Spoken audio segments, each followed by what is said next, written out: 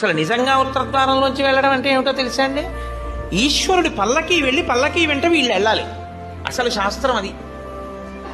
ఈశ్వరుడికి ఆ రోజున అర్చన చేసి పల్లకి పట్టుకుని పల్లకీని తీసుకెడతారు ఉత్తర ద్వారంలోంచి.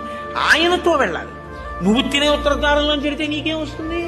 ఆయన వెళ్ళిన ఉత్తర ద్వారంలోంచి వెళ్ళాలనుకోవాలి. అథవా అసలు నిజంగా వెళ్ళవలసింది ఏమిటంటే ఈశ్వరుడితో వెళ్ళాలి.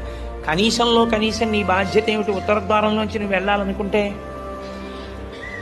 ఈశ్వరుడితో వెళ్ళేటప్పుడు ఎలా వెళ్ళాలో నువ్వు అలా వెళ్ళాలి. ఈశ్వరుడితో వెళ్ళేటప్పుడు వెళ్ళేవాడు ఎలా వెళ్ళాలి? వైదికంగా వెళ్ళాలి.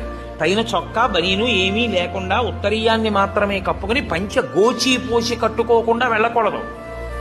గోచీ పోసి కుర్చీళ్లు పెట్టుకుని వెనక్కి దోపుకోకుండా వెడితే మహాపాపం.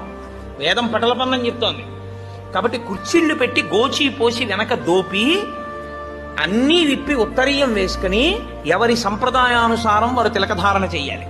నీకు ద్వాదశనామములైతే ద్వాదశనామములు, నాకు విభూతి ధారణ ఎలా చెప్తే అలా నేను విభూతి ధారణ నేను చేసి శ్రీరంగనాథుడితో కలిసి ఆయన పల్లకీతో నేను ఉత్తర ద్వారంలోంచి మౌనంగా కానీ భగవన్నామని చెప్తూ కానీ ఆయన వెంట వెడితే నా ప్రాణోత్క్రమణం అయినప్పుడు కూడా ఆయన నన్ను అలాగే తీసుకెడతాడు. ఉదారుడై నన్ను నమ్మి, శాస్త్రం నమ్మి నాతో ఓ రోజు వచ్చాడు.